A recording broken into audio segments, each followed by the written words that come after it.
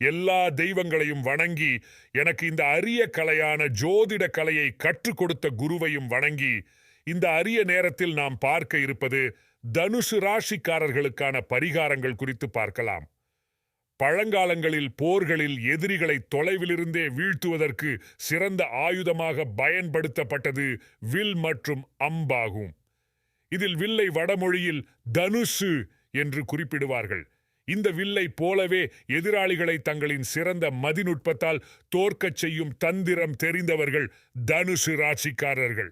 இந்த தனுசு ராசிக்காரர்கள் தங்களின் வாழ்வில் பல நன்மைகளையும் பொருளாதார ஏற்றங்களையும் பெற செய்ய வேண்டிய பரிகாரங்கள் எவை என்பதை இங்கு தெரிந்து கொள்ளலாம்.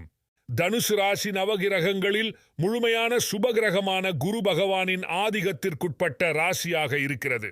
தனுசு ராசிக்காரர்கள் உறுதியான மனம் கொண்டவர்கள்.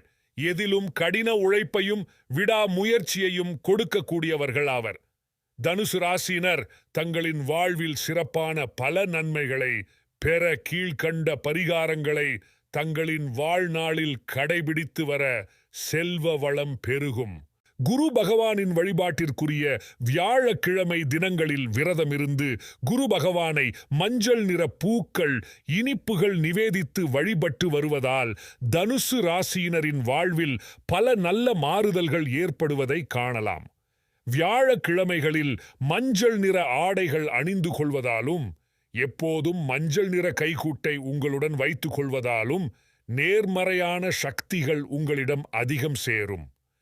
வருடம் ஒரு முறை ஹரித்துவார் நகரத்திற்கு சென்று கங்கையில் நீராடி இறைவனை வழிபட்டு வர உங்களையும் மற்றும் உங்கள் குடும்பத்தையும் பீடித்திருக்கும் தோஷங்கள் அனைத்தும் கோயிலுக்கு செல்லும் முன்பு வெளியில் இருக்கும் யாசகர்களுக்கு உங்களால் முடிந்த தொகையை யாசகமிடலாம்.